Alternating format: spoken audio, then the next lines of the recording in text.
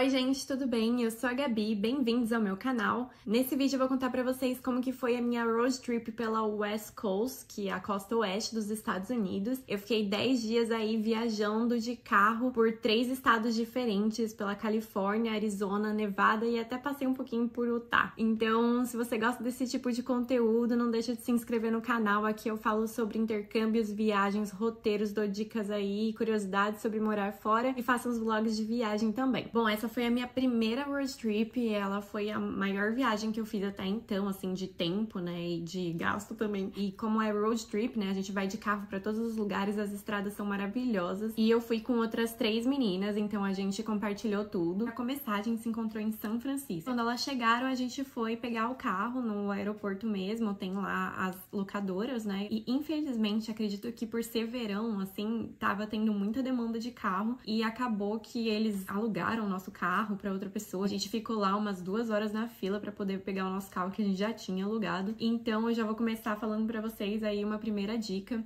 Aqui nos Estados Unidos, algumas locadoras você dá um sinal, assim, eu não sei como funciona no Brasil, eu nunca aluguei carro no Brasil, mas você dá um sinal pra locadora para poder reservar o carro. Só que às vezes, se você não paga ele inteiro, né, eles podem alugar esse carro para outra pessoa e você tem que escolher um outro carro que eles têm disponível. E aí acabou que eles deram um outro carro menor pra gente e a gente teve que pagar uma diferença aí, ainda assim, de um outro seguro aí que não tava na lista. Então, lê bonitinho, qual a locadora, lê as entrelinhas. E uma outra coisa também que eu acho legal de comentar é aqui nos Estados Unidos, também não sei como funciona no Brasil, mas se você tem menos de 25 anos, o seguro acaba ficando mais caro no seu nome, porque estatisticamente as pessoas com menos de 25 anos são mais passíveis de entrar em acidentes do que as de mais de 25, então eles têm essa taxa aí, e aí a gente acaba colocando no nome de quem tem mais de 25, né? Mas assim, só aquela pessoa está segurada, então só aquela pessoa pode dirigir o carro. Então a gente se encontrou lá e pegou o carro de manhã, ainda era perto do horário do almoço. A gente passou aí para comprar uns lanchinhos, né? Porque a gente tinha acabado de chegar.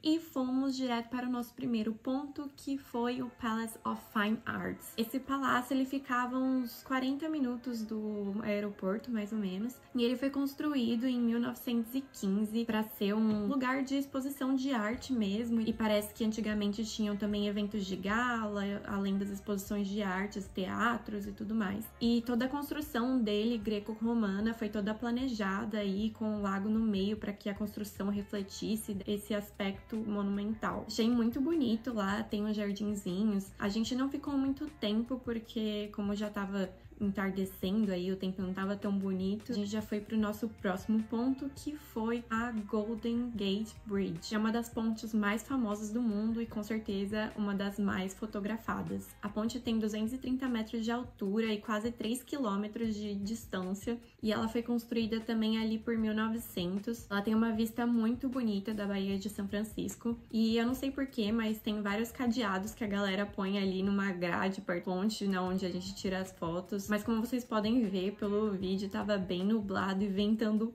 muito lá na ponte. Foi difícil ficar lá, tava bem frio. No meio do verão tava 10 graus. Depois de lá a gente acabou indo pro mercado e depois pro nosso Airbnb, porque a gente precisava comprar nossos lanchinhos pra nossa road trip e também descansar da viagem, porque o dia seguinte seria uma longa viagem de carro. Então a gente acabou que só passou pela Lombard Street, também é uma rua bem famosa de São Francisco. Tem várias casinhas, assim, umas curvas bem curvadas. A gente tava brincando que o teste do motorista era passar por aquela rua. E a gente deu mais uma turistada aí por São Francisco. Ficamos realmente só um dia em São Francisco, porque o tempo lá não tava muito bom, não tinha tanta coisa assim pra ver. No dia seguinte, a gente acordou cedinho aí, já pegou nosso café da manhã pra dirigir umas 5 horas até o Lake Tahoe. O Lake Tahoe, ele é um lago gigante que tem entre a Califórnia e Nevada, né? Ele tá nos 2 estados. E a estrada até ele foi maravilhosa, assim, também cheia de curvas. E chegando lá, a gente já foi direto pro Salt Lake Tahoe, que é onde fica o Parque Estadual Emerald Bay. E aí a gente chega na estrada e tem que estacionar o carro na estrada e depois continuar descendo a pé, porque por ser verão tava bem cheio. Então a gente teve que descer a estrada e descer ainda a hike, que deu um pouquinho mais de 1 hora aí, e com certeza mais de 1 hora pra subir de volta. Mas valeu muito a pena, o parque é muito bonito. Tem tanto várias partes assim pra fazer hike, né, pra fazer umas caminhadas no meio das árvores, tem estrutura pra fazer um piquenique, você pode ficar na praia, na areia, ou você pode também, né, entrar na água ali, mas nossa, que água gelada. Depois de lá, a gente foi pra outra parte do Lake Tahoe, que era a parte em Nevada, que era onde ficava como se fosse uma praiazinha assim, Nevada Sand Harbor Beach.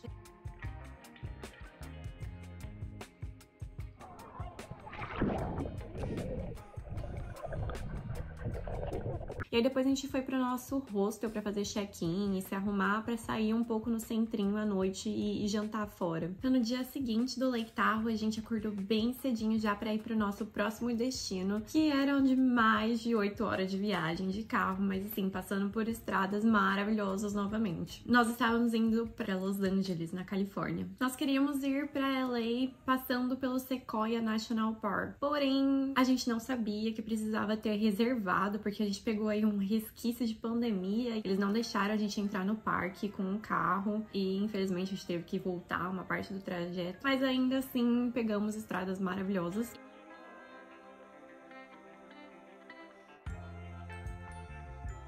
E quando nós chegamos em LA, fomos já para o nosso primeiro ponto, que foi Malibu. Malibu é uma cidade que tem praias maravilhosas e, assim, é mais conhecida por conta das celebridades que moram por lá. E a primeira praia que a gente foi em Malibu foi a Point Dume, não sei como fala. Nessa praia também tinham várias hikes, a gente subiu até um ponto, desceu por outro, assim, a gente não fez nenhuma trilha inteira porque não ia dar tempo, né, mas conseguimos ir lá pra ver essa praia deslumbrante.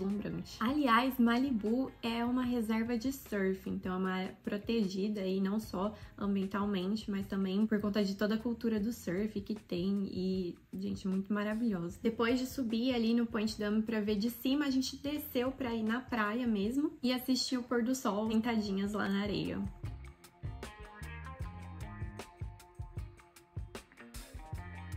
Depois de lá, voltamos pro nosso hostel, que aliás eu super indico esse hostel, eu gostei muito. É o hostel HI Santa Mônica, HI Santa Mônica. No dia seguinte a gente se dividiu, as meninas foram com um carro pra Universal Studios, eu e a Gabi, pobres au pairs, ficamos na praia, mas a gente queria mesmo curtir uma praia ali, a gente ficou no Pier de Santa Mônica, deu uma olhada ali de dia.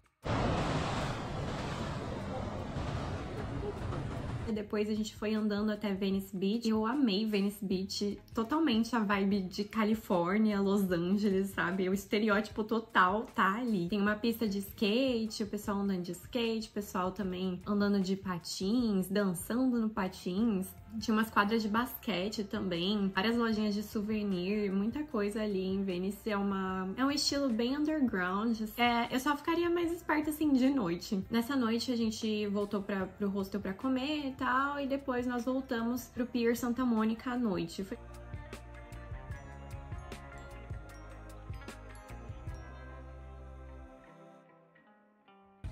No dia seguinte, nós fomos cedo pra ver a Calçada da Fama. Olha, é um bairro meio perigoso, então fiquem espertos, assim. LA em si, principalmente perto do centro de downtown, né, que é o centro de LA, acaba sendo um pouco mais perigoso.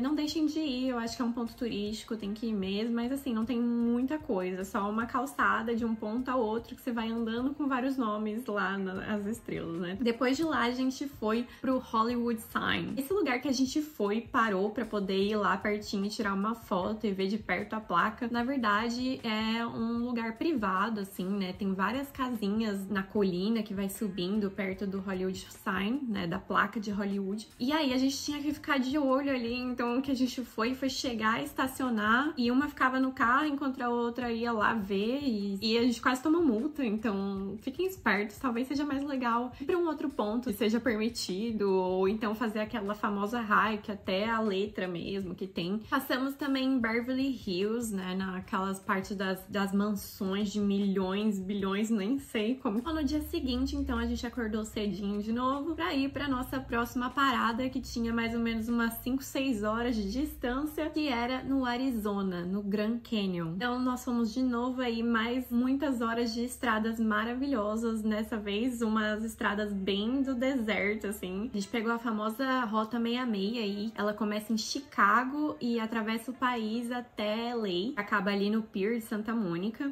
Tinha uma coisa que tava rolando enquanto a gente tava chegando no Grand Canyon, onde a gente ia acampar, então nós fomos pra um camping aí, na verdade era meio glamping, era no meio do nada, do deserto mesmo, só que as barracas não eram barraquinhas de acampamento pequenininhas, eram como se fosse tocas grandes, assim, com uma cama mesmo, de verdade, dentro. Eu achei bem confortável. Mas então, quando a gente tava indo pra lá, todas recebemos um aviso de flash flood no celular, começou a pitar, assim, não sei se vocês sabem, aqui nos Estados Unidos, quando tem tornado, quando tem terremoto, então a gente recebeu esse aviso aí no celular e imagina a gente dirigindo pra ir acampar no meio do deserto e tá falando que tem uma enchente por vir no Grand Canyon. Mas no fim a gente chegou lá no acampamento, não tinha quase ninguém, só a gente mesmo. Eu acho que não tinha ninguém. A gente não viu ninguém, o acampamento era bem gostoso e no fim tava um céu preto, mas só choveu de madrugada aí, uma tempestade, mas não aconteceu nada demais, foi só um susto mesmo. Acho que aconteceu mais lá no Grand Canyon, dentro dos canyons mesmo, quando a gente parou na estrada, a gente pediu informação se era realmente muito perigoso isso, que a gente deveria fazer. Aí eles falaram que era no Parque Grand Canyon mesmo, lá na parte de baixo, que a gente não poderia fazer uma hike, por exemplo, nesse dia. Dia seguinte, nós acordamos e fomos para o parque, o Grand Canyon National Park. Ele é gigante, gente, gigante. Tem muitos canyons ali, tem museu de geologia, tem várias trilhas para se fazer. As paredes rochosas do Grand Canyon tem várias camadas, cada uma delas foi formada por um período diferente, em que o mar cobriu a terra por um tempo, depois recuou novamente, e a estrutura foi formada por vários processos geológicos, como a erosão do rio Colorado, que passa por ali, e os seus afluentes, e também a ação do vento, do magma, da terra, movimentos tectônicos, né? Isso tudo nos últimos bilhões de anos. Nós fomos no Matter's Point Grand Canyon, porque, como eu falei, o parque é gigante e tem vários pontos para se ver. Jesus! Tem outro vindo ali. A gente acabou indo já aí direto pra Page, que é uma cidade onde tem a maior população dos Estados Unidos hoje de tribos nativos americanos, que é a tribo Navajo. E essa tribo, ela vive em volta do Glen Canyon e a maioria ali trabalha muito com o turismo da região. As meninas foram no Antelope Canyon, que é um canyon super famoso que tem pra fazer aquelas fotos bem bonitas ali das paredes dele, enquanto eu e a Gabi novamente fomos dar um rolê pelo Glen Canyon, se aventurar aí pelas trilhas, pelas rochas, enquanto a gente esperava as meninas voltarem.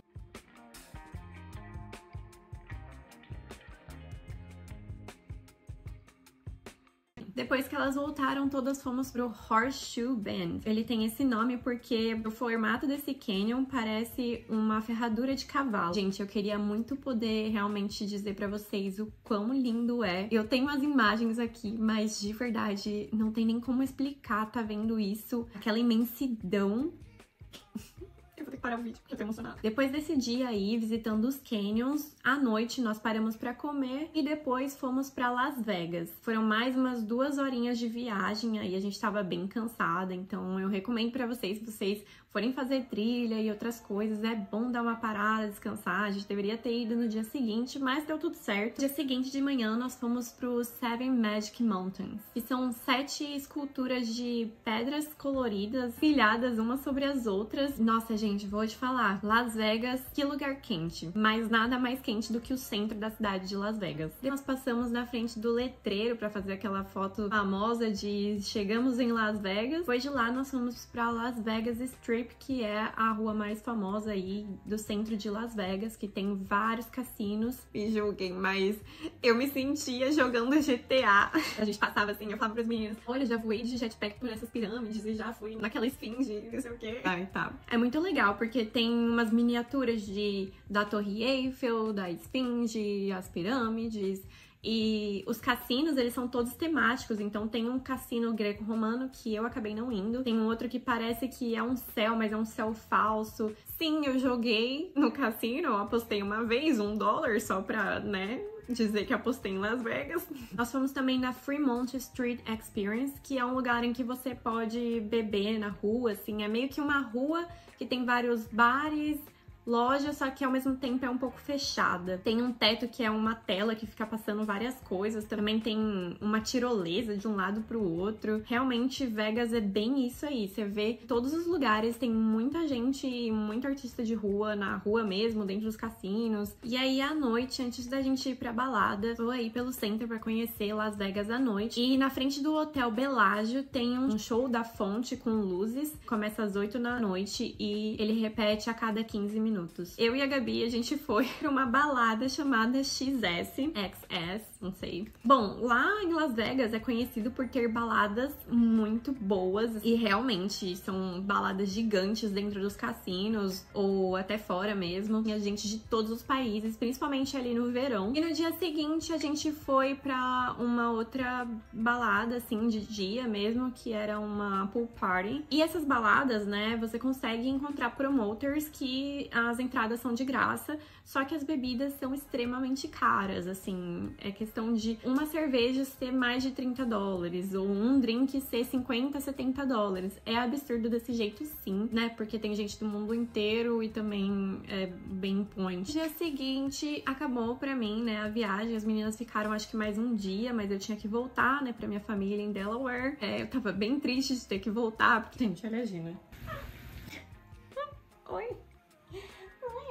Bom, gente, eu vou falar mais ou menos aqui pra vocês, porque eu não tenho todos os preços certinhos, mas chegou aí perto de uns $2.000. Por quê? Primeiro que, como foi a minha primeira grande viagem, eu fiz muitos erros de principiante aí. O meu voo pra ir pra São Francisco tava $275 e o meu voo pra voltar de Las Vegas tava $140. Então aí, mais ou menos $420, porém, como eu sempre falo pra vocês, eu compro os meus voos com milhas, né? Pelo cartão da Delta, Sky Miles, o Gold da Max. Então, se vocês quiserem, eu vou deixar o link aqui embaixo. E qual que foi o meu problema? Como eu estava morando em Delaware no meu primeiro ano, com a minha primeira host family, o aeroporto mais próximo era o aeroporto da Filadélfia. Então, eu tive que ir até Filadélfia e, infelizmente, não tinha nenhum transporte público ou outro transporte que eu pudesse pegar no horário do voo certinho. Então, acabou que eu tive que pedir um Uber. Sim, minha família também não queria me levar. Então, foi uma hora aí de Uber, foram $130 pra ir, 130 pra voltar. Então, se você tirar aí esses $260 que eu gastei com Uber, já fica bem mais em conta, né? Tá aí uma média de $40 a $50 por noite em hostel ou Airbnb. Por quê? Foi no meio do verão e a Califórnia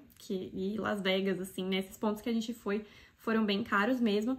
E o pior, gente, o Grand Canyon, um camp que não tinha nada, né? Tipo, quase não tinha estrutura. Como era um glamp, era pela experiência do local, era $90 por pessoa. Então, eu recomendo vocês, eu achei super legal acampar, mas eu recomendo procurar um outro glamp, um outro camping que seja mais em conta e que tenha mais estrutura. Teve também tickets de atrações, de entrada do parque, estacionamento, que a gente acabou dividindo aí, e eu não tenho o valor disso, infelizmente, sinto muito, mas eu tenho o valor do carro, que ficou pra cada uma, $271, só que como eu falei lá, eles trocaram o carro e na hora a gente precisou pagar um seguro a mais, que ficou $131 a mais, no total de $402. E acreditem se quiser, isso eu fiquei de cara, porque a gente dirigiu aí umas 1.500 milhas, mais de 2.400 quilômetros e gastamos apenas $200 de gasolina.